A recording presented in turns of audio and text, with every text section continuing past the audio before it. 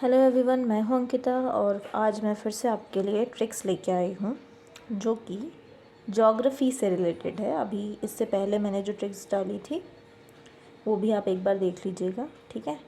और ये ज्योग्राफी से रिलेटेड जो वलित पर्वत होते हैं, फोल्ड माउंटेन्स, अगर एग्जांपल के तौर पे मैं दूँ, यदि क्वेश्चन ऐसा आ गया कि निम्नलिखित में से कौन सा वलित पर्वत का उदाहरण है, ठीक है, और ऑप्शन दे दिए रॉकी, यूराल और कोई और दे दिया उसके जगह पे, ठीक है।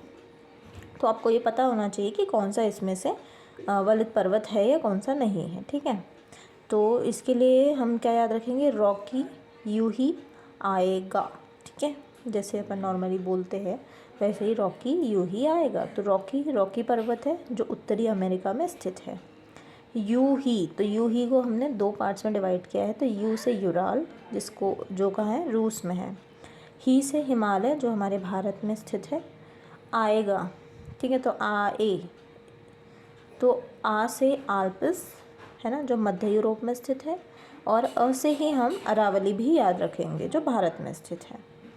ए से एंडीज़ और एटलस। एंडीज कहाँ है, दक्षिण अमेरिका में, और एटलस है आपका अफ्रीका में, ठीक है।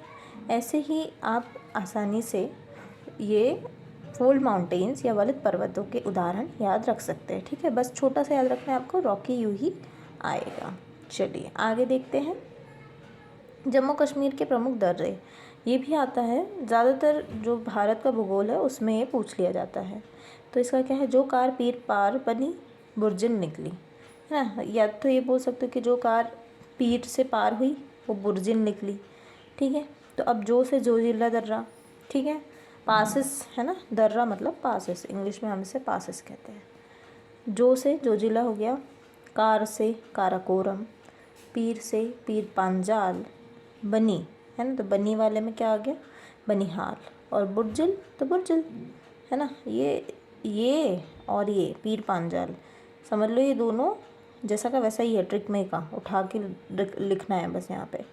बाकी जो ट्रिक रहेगी वो आपको थोड़ी सी याद करनी रहेगी। तो जो कार पीर पांजाल बनी या फिर जो पीर पार बनी वो बुर्जिन निकली, ऐसे ही आप इसको याद रख सकते हो आसानी से। और किसी भी प्रकार के क्वेश्चन में आपको ये सहायता दे देगा। जैसे कि मान लो फॉर एग्जांपल 3 नंबर में आता है प्री में कि जम्मू कश्मीर के प्रमुख दर्रों का वर्णन कीजिए या फिर लिखिए, तो आप इनके नाम भी लिख सकते हैं आसानी से, याद तो हो ही जाएगा ट्रिक से।